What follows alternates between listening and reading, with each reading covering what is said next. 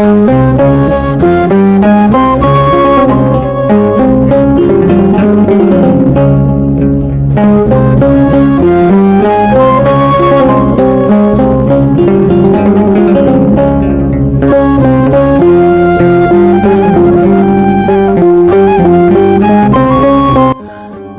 የምንገባበት በር ተራ በር አይደለም። ዛሬ የምንከፍተው በር ለዘመናት በኢትዮጵያ ገዳማት ውስጥ በታላላቅ ባህታውያንና መነኮሳት ዘንድ ብቻ ሲተረጎም የኖረውን የነፍስን ረቂቅ ምስጢር የሚተነትነውን መጽሐፈ ፊልክስዩስ የተባለውን ቁልፍ መጽሐፍ ነው። ይህ መጽሐፍ ከመጽሐፍተ መነኮሳት ማለትም ማር ይስሐቅ፣ ረድኤተ ሰንበትና ፊልክስዩስ መካከል አንዱ ሲሆን በሶርያዊው ማር ፊልክስዩስ የተጻፉ 20 ድርሳናትንና 22 መልእክታትን የያዘ ታላቅ የጥበብ ማከማቻ ነው። ብዙዎች መጽሐፉን ቢሰሙትም በውስጡ ያሉትን አስደንጋጭና ጥልቅ የሆኑ ስውር ሐቆች ግን ጥቂቶች ናቸው የሚያውቁት። በዚህ ቪዲዮ በሰው ልጅ አእምሮ በነፍስ ጉዞና በመላእክት ዓለም ውስጥ የተደበቁ 8 ታላላቅ ምስጢራትን በመጽሐፉ ምስክርነት በጥልቀት እንመረምራለን። ይህ ታሪክ ለሁሉም እንዲደርስ ላይክ እንዲሁም ለወዳጅ ዘመዶ ሼር በማድረግ ታሪካችንን እናሳውቅ። ይህን መሰል አስገራሚ ትምህርቶችና ሃይማኖታዊ የምስጢራት መረዳቶች እንዳያመልጡ ደግሞ ሰብስክራይብ በማድረግ ለቻናሉ ቤተሰብ ይሁኑ። የፍጥረትን ጥበብ፣ የጊዜን አቆጣጠርና የማይታዩትን ዓለማት ምስጢር ለመረዳት እስከ ቪዲዮ መጨረሻ ድረስ አብራችሁ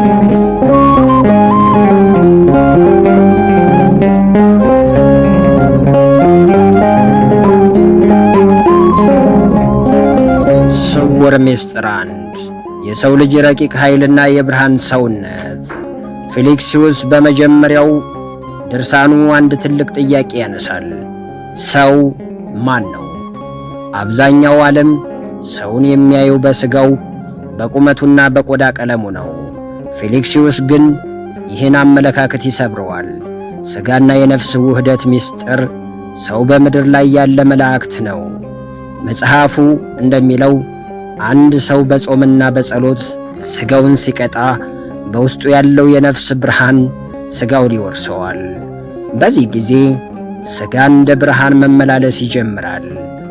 አስደንጋጭ ሐቁ ፊልክስዩስ ስጋን መመንመን ኢማሲኔሽን የሚለው ለስቃይ ሳይሆን ስጋ የነፍስን ረቂቅነት እንዲላበስ ለማድረግ ነው። ፍጹም ደረጃ ላይ የደረሱ አባቶች ከቦታ ቦታ እንደ መብረቅ የሚከንፉትና በዝግ በር ውስጥ የሚገቡት በሳይንስ ሕግ ሳይሆን ፊልክስዩስ የብርሃን ሰውነት በሚለው ምስጢር ነው። የተደበቀው ሐቅ እያንዳንዱ ሰው በውስጡ መለኮታዊ እሳት አለው።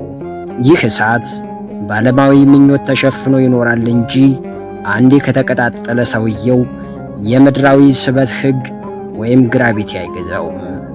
ክፍል 3 ምስጢር 2 የአእምሮ አርኪቴክቸርና የሐሳብ ጦርነት።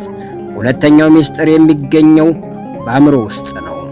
ፊልክስዩስ የአጋንንትን አሰራር እንደ አንድ የተራቀቀ ወታደራዊ ስትራቴጂስት ነው የሚተነትነው። 8ቱ የአጋንንት ጦሮች። መጽሐፉ ስለ 8ቱ የኃጢአት አርእስቶች ሆደ አምላኩ፣ ዝሙት፣ ፍቅረ ንዋይ፣ ቁጣ፣ ትካዜ፣ አሰልችነት፣ ውዳሴ ከንቱና ትዕቢት ይናገራል። እነዚህ ኃጢአቶች አይደሉም፣ የሐሳብ ጦርነቶች ናቸው። የጥቃት ስልታቸው ሰይጣን መጥቶ ኃጢአት ስሩ አይልህም፣ ይልቁንም ትዝታን ይቀሰቅሳል። ፊልክስዩስ እንደሚለው ሰይጣን በአእምሮአችን ውስጥ ያሉትን የቆዩ ምስሎችና ድምጾች በመጠቀም ሐሳብን ይፈጥራል። ያ ሐሳብ ደግሞ ወደ ፍላጎት ደግሞ ወደ ድርጊት ይቀየራል። አስደንጋጭ ምስጢሩ ፊልክስዩስ አእምሮን መጠበቅ ዋችፉልነስ የሚል ትምህርት አለው። አንድ ሐሳብ ወደ ልብህ ሳይገባ በደጅ ላይ ሳለ እንዴት በጸሎት ሰይፍ መምታት እንደሚቻል ጥልቅ ስልቶችን ያስተምራል። ይህን ምስጢር ያወቀ ሰው የአእምሮ ንጉሥ ይሆናል። ምስጢር 3 ዝምታና የመላእክት ቋንቋ። በሦስተኛው ምስጢር ውስጥ ፊልክስዩስ ወደ ዝምታ ወይም ሳይለንስ ዓለም ይወስደናል። ለፊልክስዩስ ዝምታ ማለት አለመናገር ብቻ አይደለም። ሦስቱ የዝምታ አይነቶች የሥጋ ዝምታ ወይም አለመናገር፣ የነፍስ ዝምታ ወይም ከሐሳብ መራቅ እና የመንፈስ ዝምታ ወይም ከፈጣሪ ጋር መዋሃድ ናቸው። የመላእክት ግንኙነት መላእክት የሚናገሩት በድምፅ ሞገድ አይደለም።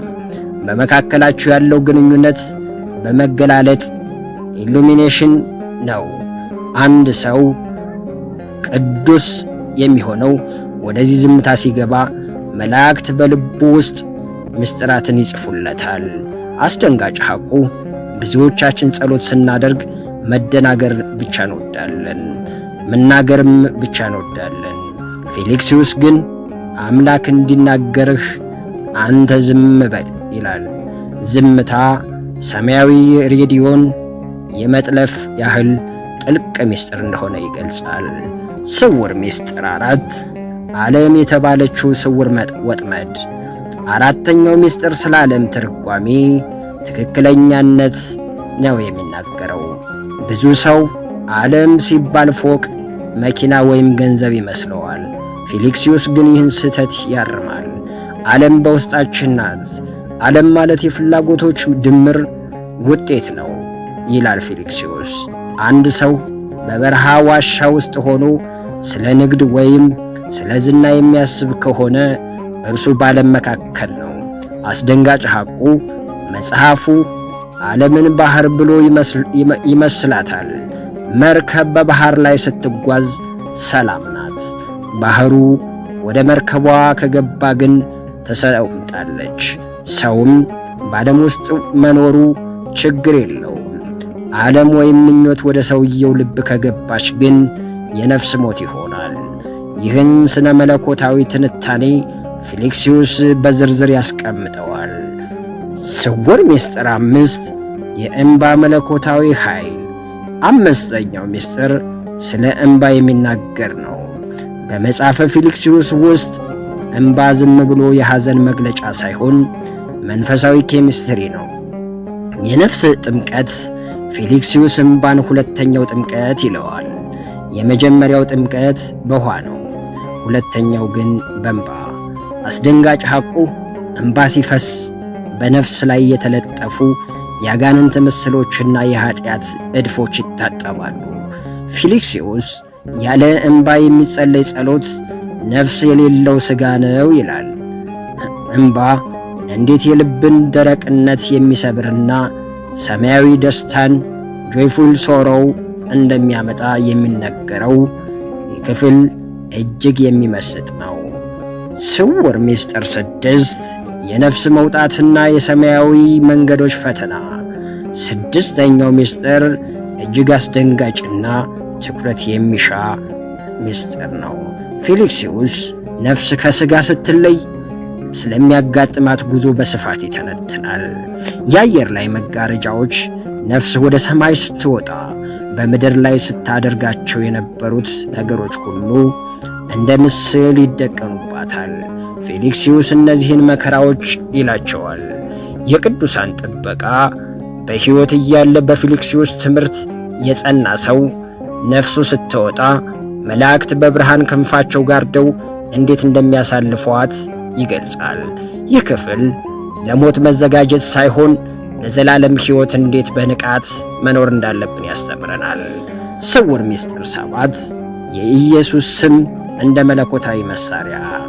ሰባተኛው ምስጢር ስለ ስመ ክርስቶስ ኃይል ነው። ፊልክስዩስ ይህንን ስም የነፍስ ምግብ ይለዋል። የስሙ ኃይል ኢየሱስ ክርስቶስ የሚለውን ስም በልብ ውስጥ መደጋገም አጋንንትን እንደ እሳት ያቃጥላቸዋል። ፊልክስዩስ ይህንን ጸሎት የአእምሮ ሰይፍ ይለዋል። አስደንጋጭ ሐቁም በፊልክስዩስ ትምህርት ይህንን ስም በልብ ውስጥ ሲታተም ሰውየው በሚተኛበት ጊዜ እንኳን ልቡ ሳይተኛ ሲጸልይ ያድራል። ይህ የማያቋርጥ ጸሎት ምስጢር በዚሁ መጽሐፍ ውስጥ በጥልቀት ተብራርቷል። ስውር ምስጢር 8 እና የመጨረሻው ስውር ሐቅ የፍጹም ፍቅር ምስጢር፣ የፍቅር ፍጹምነትና ምስጢር ወደ መጨረሻውና ወደ 8ኛው ምስጢር ያደርሰናል። ይህም ፍቅር ነው። ፊልክስዩስ ፍቅርን የመጽሐፍ ሁሉ ፍጻሜ ይለዋል። የፍቅር መለኪያ እውነተኛ ፍቅር ማለት ጠላትን መውደድ ብቻ ሳይሆን ለፍጥረት ሁሉ፣ ለእንስሳት፣ ለእጽዋት፣ ሌላው ቀርቶ ለሰይጣንም እንኳን ማዘንና መራራት ነው።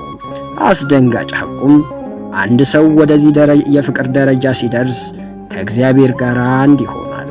ፊልክስዩስ ፍቅር እግዚአብሔርን ወደ ሰው ያወርዳል፣ ሰውንም ወደ እግዚአብሔር ያረቃል ይላል። የስውር ምስጢራችን ማጠቃለያ። ውድ ተመልካቾች፣ እነዚህ 8 ስውር ምስጢራት ፊልክስዩስ ጥቂት ጭላንጭሎች እና ጥቂቶች ብቻ ናቸው። መጽሐፉን ገልጦ ለሚያነብና በሕይወቱ ለሚተረጉመው ሰው ምድር ወደ ሰማያዊነት ትቀየራለች። ይህ ቪዲዮ ለነፍሳችሁ ጥንካሬን ለአእምሯችሁም ብርሃንን እንደሚሰጥ ተስፋ አድርጋለሁ። መጽሐፉን ፈልጋችሁ አንብቡት፣ ምስጢሩንም አጥኑት። በዚህ ረጅም ጉዞ አብራችሁን ስለነበራችሁ እናመሰግናለን። ቪዲዮውን ከወደዳችሁት ላይክ፣ ሼር እና ሰብስክራይብ ማድረጋችሁ እንዳትረሱ። በቀጣይ በሌላ ቪዲዮ እስከምንገናኝ ድረስ ሰላምና ጤና ከሁላችን ጋር ይሁን። ኢትዮጵያ ለዘላለም ትኑር።